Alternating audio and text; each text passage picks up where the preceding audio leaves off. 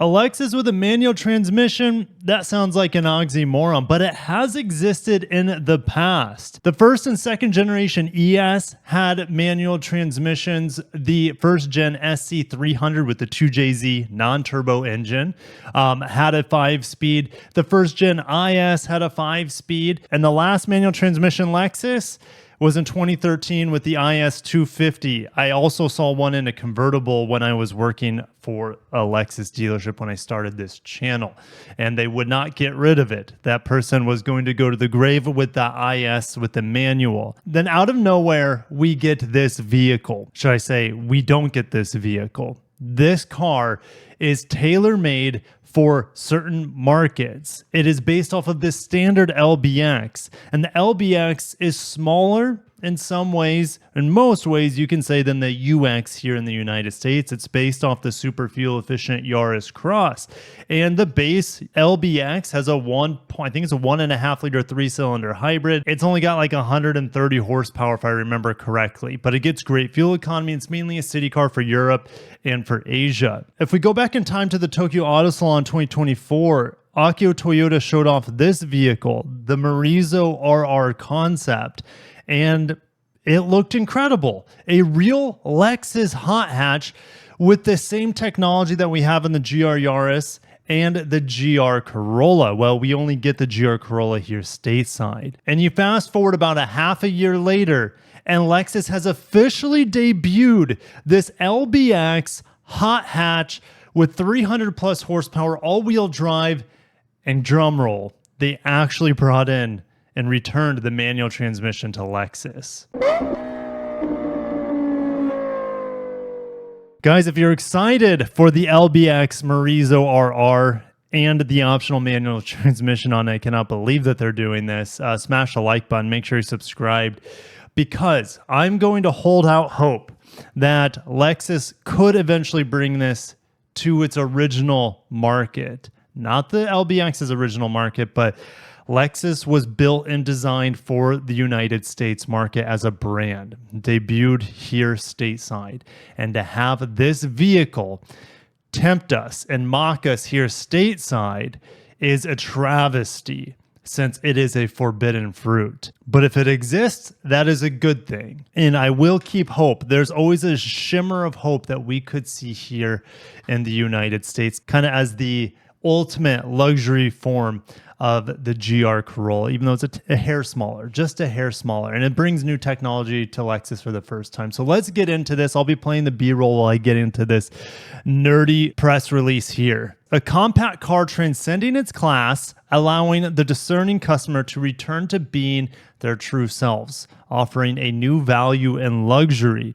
This is a high-performance model that offers an exhilarating, out-of-the-ordinary experience featuring refined performance and a sophisticated design. The 1.6-liter inline 3-cylinder intercooled turbocharged engine, the G16E GTS, has extensively developed vehicle fundamentals by racing drivers. There's a bespoke build program offering a wide range of options, including yellow brake calipers, enabling customers to create a truly unique vehicle. Only other model that I'm aware of, at least on the Lexus end, that you can do that is the LC500 to create a bespoke model. Customize it however you want. That seems to be the case here with this LBX MORIZO RR.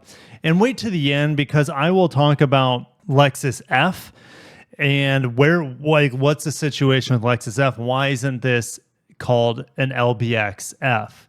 We'll get into that and as we read through this article. So Lexus has unveiled the Japan domestic specifications of the new LBX MORIZO RR on Thursday, July 18th, which was originally exhibited at the Tokyo Auto Salon held in January. Orders for the Japanese market will be accepted starting today, with a planned release for late August.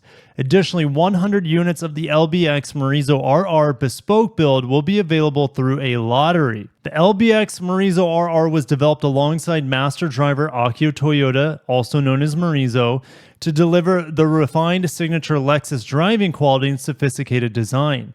This high-performance model is designed to enhance the dialogue between driver and car, evoke spontaneous smiles, and provide an exhilarating, out of the ordinary experience. A dedicated platform was developed in order to achieve a balance between agility and power, and to ensure a high level of control on various road surfaces. The response enhancing damping structure known as REDS, a world first, was adopted on the lower front control arms, enhancing responsiveness while dampening.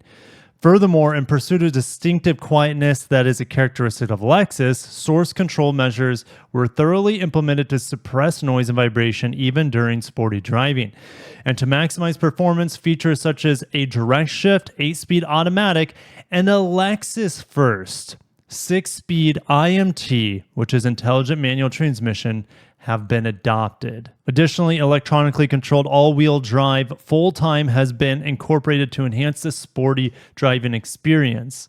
Exterior features such as exclusive front and rear bumpers, 19-inch forged wheels, colored arch moldings, and colored rocker moldings emphasize the lower center of gravity and wide stance. For the interior, the aim was to create a sportier space, fostering a seamless connection between the driver and car, aiming to enhance a sense of unity with the vehicle and provide an unforgettable driving experience. This was achieved by incorporating dedicated sport seats, aluminum pedals, and interior accents to enhance the joy of driving. There's quite a bit more here in this press release, but I want to see if there's any more we can learn about this REDS or response enhancing damping structure. And no, the only footnote here is world's first application on suspension systems.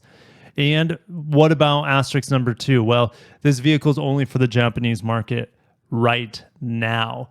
I think how this press release opened up, saying Lexus unveiled a Japan domestic specifications. I think this is going to be available in other markets. Australia, Europe, and fingers crossed one day the United States. It would have to pass safety regulations here in order to do so. Right now, there are hardly any vehicles of this size, and you can forget about luxury vehicles of this size here in the United States.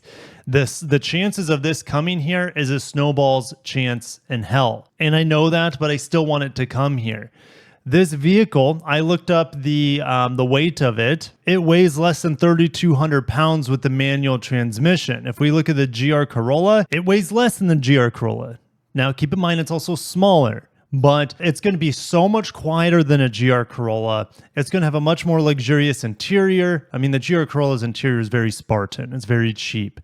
And it feels bargain basement, even though it has nice seats, nice shifter. It's just the dash. It's based off a Corolla, and there's no escaping that. But this vehicle, and I haven't looked at the images yet. I played a lot of that B-roll for you guys. I want to get through the images, and I'm gonna share my thoughts. MORIZO RR. Akio Toyoda just created his own racing brand for Lexus. It works in Japan. Would it work in other markets? Well, it's going to. I mean, the whole Crown series exists because Akio Toyoda wanted to go out with a bang by giving the Crown some special attention. It was an iconic vehicle for him growing up, and racing cars is his passion. And so that's why we have Gazoo Racing. But Gazoo Racing doesn't really have any brand equity within the Lexus lineup, nor does MORIZO RR. This car was originally designed for MORIZO as a gentleman's sports car. So anyways, they're sticking with MORIZO RR to give it that unique Akio Toyoda flair. If this vehicle was ever to come to the United States, it would certainly be an LBX-F. But the LBX doesn't even exist here stateside. So it's just really, really frustrating and disheartening because the F brand is withering and dying here in the United States. LC500 never got an F or even an F Sport, even though that car deserved every special kind of sauce Lexus could lather on it. And it never got it other than the convertible and some special editions, but whatever. We never got the performance that the LC deserved. The RCF is the last F model, and really it's just been withering on the vine. No major updates. The IS500, F Sport Performance, the RX, F Sport Performance. Yes, they've come into the lineup. You can say the TX also has one. It's not F. No, nowhere close. Now, these seats look like they're taken straight out of a UX, for example. I like the seats in the UX.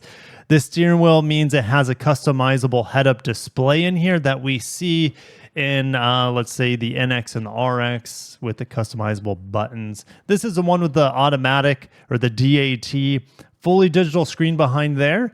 Most Lexus models, I think the GX and the TX are the only ones that have this fully digital 12-inch screen. We have the aluminum pedals here. Look at this beautiful suede and stitching here on the armrest and the doors. The door quality here looks fantastic. It looks so much better than a TX with this stitching. The new GX it looks better than with this nice suede on the door. This dash looks way nicer than anything in like a Lexus NX, for example. And I just feel like the vehicles for our market have been cheapified because Lexus can get away with it. For how long, I don't know. Watch my video that I made recently talking about, is it even worth it buying a Lexus over a Toyota anymore? And the gap is closer than it's ever been between the two brands. All right, here's that beautiful shifter. It looks like it's taken out of a GR Corolla, and that's okay because it's a great shifter. Great stitching on the shift boot, great stitching around the shift column area. Look, automatic parking brake. No, you have a pull lever here. And I like how let's go back. It's on the left side. Now, this car is so small, it doesn't really matter what side it is on. But if I look at something that's also very small with the manual transmission, the Miata, for our market, the emergency brake or the e-brake is opposite of the driver, and it's kind of opposite here. Now, if they make this a left-hand drive version, which please God, make that happen, bring it to the United States. But if they make it left-hand drive, the parking brake is probably going to be on at the driver's side, which is kind of nice if they make it left-hand drive. All right, you can change the all-wheel drive modes, change the sport modes, and of course the DAT here comes with auto brake hold, and it comes with the electronic parking brake. Love that stitching. There's a third pedal. There you go, third pedal in a Lexus. Showing the aerodynamics here of this revised styling of the LBX. It looks a little Yaris Crossy from the side, and that's okay. It's still gorgeous. Now, I would want to put lowering links on this. This is higher than I thought it was going to be. The MORIZO RR concept, I'm pretty sure, sat a little bit lower than this. I like the engine presentation here. It looks like it's a GR Corolla sort of engine presentation with a Lexus badge on it. There's one of the master drivers, Sasaki-san, who helped fine-tune this vehicle with his expert driving skills around the Shimiyama test course. There it is in this nice blue color. Looks like ultrasonic blue mica 2.0. It's got the red brake calipers on the inside. Looks cool. And this is the sort of styling, ladies and gentlemen, that we're supposed to be at least rumored to see on the new refreshed IS. So be getting the third refresh of this generation IS. They just keep extending it. And IS is great. It's just getting long in the tooth. And the interior is the thing that is most dated because on the outside, it's looking fantastic. But the inside, it shows its age. But it's supposed to get this bar that goes across here and adopt this more vertical spindle grille with maybe this sort of LBX MORIZO RR styling. So if that comes to the IS, I'm excited how it would look on it. But stay tuned. We should be getting another refresh on the IS in the near future. Here's all the paint colors I'm assuming on this MORIZO RR LBX. Blacked out, ultrasonic blue mica 2.0. This looks like the red line color, which is kind of just like a glossy red. This could be ultra white or eminent white pearl. I think it's ultra white. And yeah, here's kind of the cloudburst gray is what it looks like in our market. Again, the 19-inch wheels, red Lexus calipers. None of these have the yellow calipers that we saw on the concept. They look amazing. And let's look at the seats. Yes, even though this is a racing focused Lexus, you can still get some nice light interiors. Ooh, let me know which. Do you like the inverse, the black and the white, or do you like the white and the black? I kind of like this, and I'm typically a sucker for lighter interiors, but since this is more of a sporty vehicle, I'm digging this. I'm really enjoying it. And you know this armrest area with how often your arm is on, especially in the manual, this would be getting dirty. So I'd be going for the black here. Ooh, the red is pretty cool too, but the black with the white is where I'm going. Oh man, the black with the red looks pretty sick too. If I was getting the ultrasonic blue exterior, I'd be getting this interior or this interior. But if I was getting, oh man, and they even give us a tan with the reverse tan. What is good? Look at all these amazing colors. What is happening? When was the last time we got this much customization on a Lexus? You have to look maybe to the bespoke LC500. Wow, it looks really nice in red and black two-tone. Of course, the roof is blacked out. I mean, it looks good in all the colors. What can I say? It's a cool-looking car. All right. There's the yellow brake calipers looking pretty fancy there. Of course, they would look best. Actually, yellow would go well with all the colors. Let's go back to the colors. Yellow would look okay on here. A little ketchup mustard. It would look really nice on the blue. It would look nice here, but I think I like the red over the yellow for white, and yellow would look good here and it would look good here. Okay, another look at this manual here. With the red stitching this time instead of the tan stitching. Here's a digital display, which is customizable, of course. Very neat. You know, the difference between the manual and the automatic. A better look at that steering wheel. Ooh, the back of it, the dual exhaust looks really, really nice. It's a great looking hot SUV, you can call it. The closest thing we would have in the United States that I've driven anyways would be like the Kona N, which is discontinued now.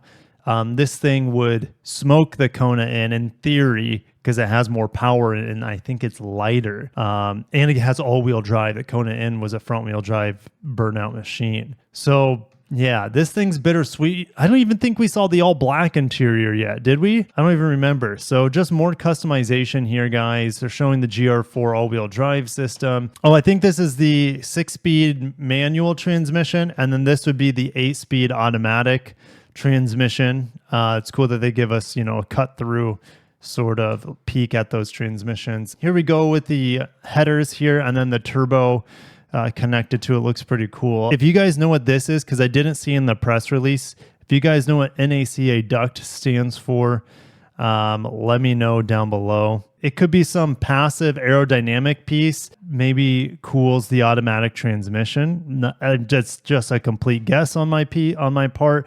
As you can see, yeah, that goes in to cool something. Shows some wind tunnel pieces as well.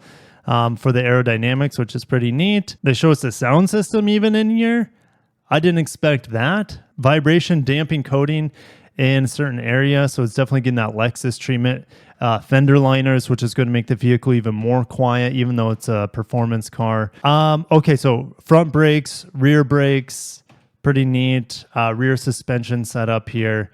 Front suspension set up here. And then here is this new technology that they've been talking about called the REDS, which is some sort of new dampening system that I wish I got a chance to drive. So I'm excited for this vehicle. I'm excited for people who get to drive it over in Japan and probably Australia and Europe eventually, since they get vehicles of this size in those markets. My gut's telling me we got a 5% chance of it making here stateside. That's pretty optimistic. If you guys want, like, let me know what you think the percentage chance of it making here to North America. It's just tough to see the Lexus F division wither and die here, well, across the world. Yes, we will be getting two new coupes. We'll be getting the LFR flagship as kind of a spiritual successor to the LFA. We will be getting a new coupe to replace the LC and the RC. Those won't have a manual transmission, almost guaranteed.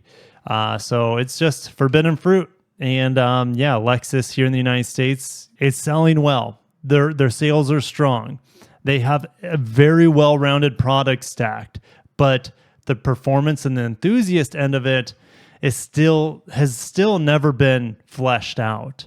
Look, they're doing it in other markets, but you know, the original market for Lexus just is not getting the cool stuff. I would be happy to see Lexus kill the UX and bring in this vehicle instead, but whatever. I don't want to be too sad at this point, but thank you guys for watching. There's a manual transmission back in a Lexus. I never thought I would see it. Honestly, never thought I would see it. And I don't think I will ever see it here in North America. Thank you guys. Have a great day and peace out.